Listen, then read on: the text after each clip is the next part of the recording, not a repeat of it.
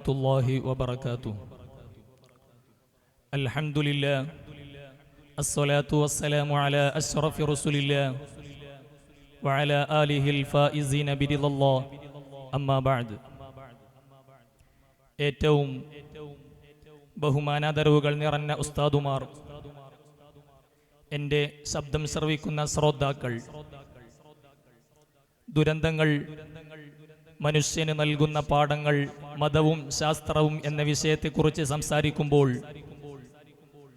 ദുരന്തങ്ങൾ മനുഷ്യനെ മാനസികമായും ഭൗതികമായും പിടിച്ചു കുലുക്കുന്ന സംഭവങ്ങളാണ്. പ്രകൃതി ദുരന്തങ്ങൾ, യുദ്ധങ്ങൾ, സാമ്പത്തിക നഷ്ടങ്ങൾ, രോഗങ്ങൾ എന്നിവ ഓരോ മനുഷ്യന്റെയും ജീവിതത്തെ മാറ്റിമറിക്കുന്നുണ്ട്. ഇതിൽ നിന്നും മതപരമായും ശാസ്ത്രപരമായും വിവിധ പാഠങ്ങളാണ് മനുഷ്യന് നൽകുന്നത്. മതപരമായി നോക്കുകയാണെങ്കിൽ ഓരോ ദുരന്തങ്ങളും ധൈര്യത്തോടെ നേരിടാനും പടച്ച റബ്ബിൽ വിശ്വസിച്ച് ക്ഷമയോടെ സഹിക്കാനുമാണ് ഇസ്ലാം കൽപ്പിക്കുന്നത്. കാരണം ക്ഷമക്ക് ഇസ്ലാം വലിയ പ്രാധാന്യം നൽകുന്നുണ്ട്. അല്ലാഹു സുബ്ഹാനഹു വ തആല അവന്റെ പരിശുദ്ധമാക്കപ്പെട്ട വിശുദ്ധ ഖുർആനിൽ പറഞ്ഞല്ലോ, വലനബ്ലുവന്നകും ബിശൈഇൻ മിനൽ ഖൗഫി വൽ ജൂഇ വനഖ്സിൻ മിനൽ അംവാലി വൽ അൻഫുസി വസ്സമറാത്ത് വബശ്ശിരിസ് സ്വാബിരീൻ. ഞാൻ എൻ്റെ പരീക്ഷണത്തിന്റെ ഭാഗമായിട്ട് വിവിധ ദുരന്തങ്ങൾ ഇറക്കുമെന്നും ആ ദുരന്തങ്ങൾ ക്ഷമയോടെ സഹിക്കുന്നവർക്ക് അതിനുള്ള കൃത്യമായ പ്രതിഫലം നൽകുമെന്നും പടച്ച റബ്ബ് ഖുർആനിലൂടെ ഓർമ്മപ്പെടുത്തുകയാണ്.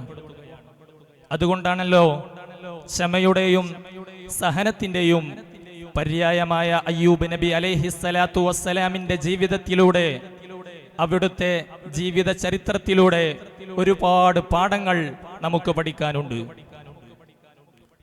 പടച്ച റബ്ബ് നൽകുന്ന ഓരോ ദുരന്തങ്ങളും ക്ഷമയോടെ സഹിക്കുന്നവർക്ക് ദുനിയാവിലും ആഖിറത്തിലും ലഭിക്കാവുന്ന നേട്ടങ്ങൾ അത് അയ്യൂബ് നബി അലൈഹിസ്സലാത്തു വസ്സലാമിലൂടെ പടച്ച റബ്ബ് നമുക്ക് കാണിച്ചു തരികയാണ്. മാത്രമല്ല, എല്ലാ ദുരന്ത മുഖങ്ങളിലും കൂടെ നിന്ന ഭാര്യയുടെയും ഒറ്റ സുഹൃത്തുക്കളുടെയും യഥാർത്ഥ സ്നേഹത്തെക്കുറിച്ചും നമ്മെ പഠിപ്പിക്കുന്നുണ്ട്. ഓരോ ദുരന്തങ്ങളും അതിന്റെ പിന്നിലെ യഥാർത്ഥ കാരണങ്ങൾ നാം വിശകലനം ചെയ്യുകയാണെങ്കിൽ ഇതെല്ലാം പടച്ച റബ്ബിന്റെ അലംഘനീയമായ വിധിയാണ് എന്നതാണ്. ആ വിധിയെ തടുക്കാൻ ലോകത്ത് ഒരു ശക്തിക്കും കഴിയില്ല എന്നതാണ് യാഥാർത്ഥ്യം. ഇന്നേ വരെ ഉണ്ടായിട്ടുള്ള ദുരന്തങ്ങൾ എടുത്തു നോക്കിയാൽ ബലഹീനരായ ആളുകളിലോ, അതല്ലെങ്കിൽ അവർ താമസിക്കുന്ന പ്രദേശങ്ങളിലോ, അതല്ലെങ്കിൽ ചെറിയ ചെറിയ കുഗ്രാമങ്ങളിൽ മാത്രമല്ല, മറിച്ച് സമ്പന്നരും അവര് താമസിക്കുന്ന പ്രദേശങ്ങളിലും വലിയ വലിയ പട്ടണങ്ങളിൽ വരെ ദുരന്തങ്ങൾ ഉണ്ടായിട്ടുണ്ട്. ഇതൊക്കെ പടച്ച റബ്ബിനെ കുറിച്ച് ചിന്തിക്കാനും അതുപോലെ തന്നെ പരലോകബോധം ഉള്ളവരാകാൻ വേണ്ടിയിട്ടുമാണ് എന്ന് നാം മനസ്സിലാക്കണം. ഇനി ശാസ്ത്രീയപരമായി നോക്കുകയാണെങ്കിൽ ദുരന്തങ്ങളുടെ മുന്നറിയിപ്പ് സംവിധാനങ്ങൾ ഇന്നത്തെ അത്യാധുനിക സംവിധാനത്തിലേക്ക് എത്തുന്നതിന്റെ മുമ്പ് വിവിധ തലങ്ങളിലുള്ള ചരിത്രപരമായ ബുദ്ധിമുട്ടുകൾ ഏറെ ഉണ്ടായിട്ടുണ്ട്.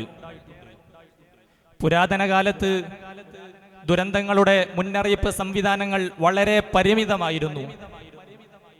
അതായത് കാരണം കൊണ്ട് അവർ ദുരന്തങ്ങളെ കണ്ടിരുന്നത് ദൈവിക കോപമായിട്ടും, അതല്ലെങ്കിൽ പ്രകൃതി കോപമായിട്ടും, അതല്ലെങ്കിൽ മനുഷ്യരുടെ പാപഫലമായിട്ടുമൊക്കെയായിരുന്നു. ഭൂകമ്പങ്ങളും അതുപോലെ തന്നെ വെള്ളപ്പൊക്കങ്ങളും ചുഴലിക്കാറ്റുകളും എല്ലാം മുമ്പുള്ള കാലത്ത് മുന്നറിയിപ്പ് സംവിധാനങ്ങൾ ഇല്ലാത്ത കാരണം കൊണ്ട് വലിയ നാശനഷ്ടങ്ങളായിരുന്നു ഉണ്ടായിരുന്നത്.